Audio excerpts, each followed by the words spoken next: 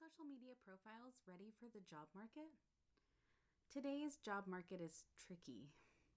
It can be hard to stand out in a crowded field where everyone seemingly has another publication, another internship, and goes above and beyond to show they are a stellar candidate for a position. Coronavirus has made this even harder, especially in academia, where the cuts to school funding and longevity of this crisis are still unknown. Most people see social media for the job market as a hurdle they must jump over to land their desired position. Will the search committee or hiring manager look at all my social media profiles? Yes, in many cases. If you're on the academic job market, some universities have rules and regulations against this. The key word there is some, not all. In industry, checking the social media profiles of job candidates is normal. Social media can be a great asset on the job market. It can showcase your professional skills and personal interests in a unique and intriguing way the resume could not. A great post on LinkedIn or a picture on Instagram with a great story-like caption can help you stand out from other job candidates. It can make you more likable, personable, and even more memorable. In today's world, it's hard to capture people's attention, but it is by no means impossible. People are looking to hear others share their expertise and insights about a subject. They want to know what friends and acquaintances are doing via social media now more than ever. I'm Jennifer Van Alstyne, and welcome to The Social Academic. Today, I want to talk about some great ways to share amazing content with these tips to get you started. First, I have some general tips for all your social media profiles to share. Then I jump into the details for LinkedIn and Twitter. So these tips work for all social media platforms across the board. They will help you have strong social media profiles that show off your personality and skills to recruiters and search committees. Most experts say the best strategic approach to finding a position is networking. It's much harder to land positions applying to online job ads. With your skill sets, the best way to find a position is through connections you've made with people. Social media can be a great way to do that. So first, clean up your profiles. Make sure your Facebook, Instagram, and Twitter accounts don't have any sketchy photos or ranting and raving posts that would be a turnoff to potential hiring managers or committees. Most people who are interested in your resume will go to LinkedIn, then Twitter, Facebook, and Instagram to see what content you're sharing and get a better look at who you are. Hiring managers are often looking for positive, collaborative colleagues that fit well into their work culture. They do not want to cost the company a bunch of money by making a bad hire. So go through your profiles and delete or hide things like profanity, drinking and/or drugs, risque photos, complaints about students, complaints about your job or company. Even though it's common sense, a lot of people miss this step. Okay, next is do not set your profiles to private. Other advice articles on social media tips for the job market might tell you to set your profiles to private. Don't do it. Why would you? Since you're a job seeker actively looking for jobs, you want recruiters, hiring managers, and search committees to know you're out there. In other words, you want the publicity, or at least for the public to be able to find you and learn a bit about you.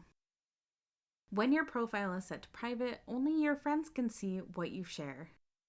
At the least, hiring managers may find that annoying. Some even have services to help them get around that. Having a private profile might even cause people to be suspicious of you and at the least wonder what you might be hiding. Don't turn your profiles to private when you're on the job market, but do be cognizant of what you share. Sharing content is the essence of social media, and you want as much visibility as possible during this time. My next tip is post on social media regularly. Wouldn't it be great if social media profiles just grew followers on their own? They don't. Rather, they're a bit more like plants that need sunlight, nutrients, and water. Like plants, social media needs attention and care, and that includes sharing original content or posts that you create. If you're on the job market, posting on 1 to 2 platforms each week is a good idea. Show others what you're working on and what your hobbies are, how your job search is going. If you're doing yoga and going to the park to exercise, share a selfie. If you like watching movies, knitting, playing with your dog, are really into a specific TV show, love gardening, or whatever your thing is, people want to hear about it. It gives your profile greater presence and makes you a more interesting job candidate to a search committee or hiring manager if they know a bit about you. My next tip is tell connections you're looking for work. There's a lot of advice out there about how you should never tell people you're looking for jobs. But in the time of coronavirus, that's not the case. Lots of people are out of work. And since we talked about how important networking is to your job search, should you really hide that from your connections? In a recent Cosmopolitan article, Andrea Stanley and Elizabeth Kiefer say, you should tell people on social media if you are unemployed, and tell your friends and family. This seems a little weird. I know you may be thinking, I don't want to tell anyone I'm unemployed because they'll judge me for it. However, if you tell people you're unemployed, they might have a connection that will help you get employed. By getting the word out and advertising that you're actively seeking work, other people will help you look for work. This will help you feel less alone and give you a sense of community. Before you move on to the platform-specific tips, be sure to subscribe to the blog today. So, for job seekers, LinkedIn is the best social media resource because it's where recruiters, hiring managers, and researchers tend to go first after viewing your resume. They want to know what your profile looks like, how you describe your work in the headlines, how many connections you have, and so forth. LinkedIn is also where you can research companies, the people who work there, and see if you might be a good fit for their culture. If you're on the academic job market, a good or great LinkedIn profile will help you stand out from the other candidates. Too many people overlook this social media platform, but it's growing rapidly and is crucial to your professional online presence. I wrote about advice for updating your LinkedIn profile and using it for networking earlier this year, so definitely check that out. Today, I want to touch base on my advice for job seekers specifically. So first, turn off LinkedIn update notifications before editing your profile. If you're making changes to your LinkedIn profile, turn the update notifications off so people don't get a notification every time you make a small change. LinkedIn's default setting is to share updates to things like your headline, work experience, and some other profile changes to your network. But if there's an important change, I actually recommend you write a post about it to share it publicly, rather than relying on LinkedIn's auto-generated update. My next tip is to write posts to share on LinkedIn. I know what you're thinking. I don't have a job and I don't have anything professional to say, so what would I share it on LinkedIn? Well, half the battle on LinkedIn is gaining more visibility and finding new connections, which add value to your profile and larger network. Sure, a post about a professional achievement or a recent publication is great, but so is one about your nightly dog walk or your thoughts on a book you might have been reading. People are interested in all sorts of stuff on LinkedIn, from work-life balance to advice to a discussion on how storytelling can help their next marketing campaign. The bottom line is to try and post at least once a week, if not more. Try sharing a mix of professional and personal activities. My next tip is to smile in your profile photo. I come across so many LinkedIn profiles where people aren't smiling, and let me tell you, it makes a big difference. Please have a profile photo that focuses on your face, in which you are smiling or looking happy, and you want to be the central focus of the photo. Business casual is fine, no need for a suit unless that's your thing. Too often a LinkedIn profile is judged by its cover, so changing up your profile photo is an easy fix. Okay, next, reach out for informational interviews. A daunting task for the job market is asking strangers for advice. The worst thing that can happen is they don't respond. The best that can happen is you have a great phone or video conversation in which they give you effective advice for your job search and maybe lead to your next position. That's what informational interviews are all about, learning from people who have advice to share with you. In that same Cosmo article, they say, for every 10 people you contact, expect one to reply to you. The rate of response is low, but it can be a lot more fruitful than sending out applications to online job ads. If you know what industry or company you'd like to work for, this will be very effective for finding out more about what a specific job entails and what values a company looks for most in a candidate. If you're on the academic job market, you could learn a lot about a specific university department by talking to a faculty member there. Most people love to talk and answer questions about their jobs. Put your best foot forward and give it a go. And be sure to check out a free webinar from Beyond the Prof, Informational Interviews and Getting Started with Networking, featuring Nicole Kerlock and Jessica Johnston, has helpful advice. Okay, my next tip for LinkedIn is engage with other people's posts. People are posting on LinkedIn all the time, and now more than ever. Another way to gain visibility and more credibility on LinkedIn, other than posting regularly, is to engage with other people's posts through likes and comments. People love comments on LinkedIn posts, and by leaving comments, people will more easily recognize your profile. It's also a great way to start conversations over a shared interest. Even just letting someone know you read the article they shared can be the start of a great conversation. It's a win-win for both you and the poster because it draws more traffic and views to their post. And it allows professionals you haven't connected with yet learn a bit about you and encourages them to view your profile. Twitter is a great place for job seekers to network too.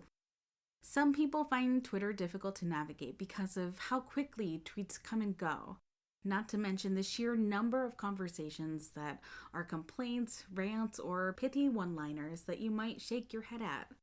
Sure, sometimes Twitter is like a bad horror movie, but it's also useful for job searching and growing your online presence, especially because tweets have a huge potential reach. Here are a few effective do's and don'ts. First, stay positive and share insight. The most effective tweets, the ones that really hold our interest, tend to tell a fascinating story. Great tweets from academics tend to be educational, informative, or they say something about culture and society that people tend to forget in their everyday lives. Great tweets are not negative comments or scathing criticisms of people. They are not divisively political or come off with someone sounding particularly angry. Because you're on the job market, try to keep your tweets positive and collaborative. Picture yourself as a hiring manager or search committee going through your profile. You probably want to see someone who enjoys life, who's engaged in conversation about professional topics that concern their work or research. You want to engage with others in a thoughtful manner on Twitter, so if you're feeling angry or surly, it might be time for a break. My next tip is look at the hiring manager's profile. Looking at someone's Twitter profile can be a great window or snapshot of their personal and professional life. If you look up your hiring manager, say, before an interview, it might give you a window into what they're like and help you prepare a bit. It can give you some background on who they are, their likes and dislikes. It may help you start a conversation with them that could win them over. For those of you on the academic job market, if a professor on a search committee is active on Twitter, this can be great. It may help you understand how their research overlaps with yours and what is best to highlight from your CV to stand out from the other candidates. Next, have a clean Twitter bio that links to your website or CV. For any job candidate, it is best to have a handle that matches your name so you're easily searchable on the platform. But what about your bio? So many people on Twitter have pithy one-liners as their profile description. In your Twitter bio, it's best to describe who you are and what you do or have done in the past. And you may also want to share a hobby or interest like avid birdwatcher, food bank volunteer, or fan of a sports team. In your Twitter bio, if you have a website, link to it. If you don't have a website, consider linking to your CV or LinkedIn profile. You can also use the search feature with hashtags. So, search is a powerful tool on Twitter because of the mass volume of tweets sent out every day. During this coronavirus pandemic, people have been trying to help each other by sharing leads to open positions in many industries. Twitter search is super powerful. Type in any hashtag or keyword that relates to your job interests or industry right into the search bar. You may be surprised at the conversations, helpful articles, or even job leads you can find using the search feature for a few minutes each day. Thanks for checking out these tips. I hope you're able to use some of these tips to boost your presence on social media, get more value out of your time spent on various platforms, and gain more visibility to the right people for your job search. Today's job market can make anyone feel overwhelmed. How do you navigate a job search with so many people out of work? It depends on the industry and the jobs you're looking for. While some industries like restaurants and retail are struggling to stay afloat, others like healthcare are exploding and desperately need more workers. Industries like tech and marketing have not been affected as much and continue to hire at similar rates as before. Keep a set calendar or to-do list for your job search, including things like refreshing your LinkedIn and Twitter accounts, or networking with family and friends. Try to reach out to at least 3 people a week if you can. Make an effort to stay positive. It can be easy to get cabin fever and feel down on yourself. I know I'm feeling a little depressed from being inside so much. I find myself getting anxious whenever people get close to me. But the world is so virtual these days, it's easier than ever to strike up a conversation via social media, direct messages. That can lead to a phone or video chat. And that could potentially lead to another connection, which may land you a job down the road. I want to wish you good luck with your job search. Let me know in the comments if you found these tips helpful. And if you have any questions, I promise to respond.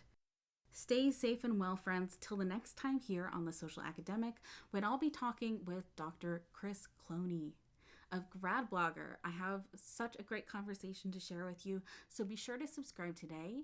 I'm Jennifer Vitalstein. Thank you for joining me for this episode of The Social Academic. As always, you can connect with me on social media at higheredpr.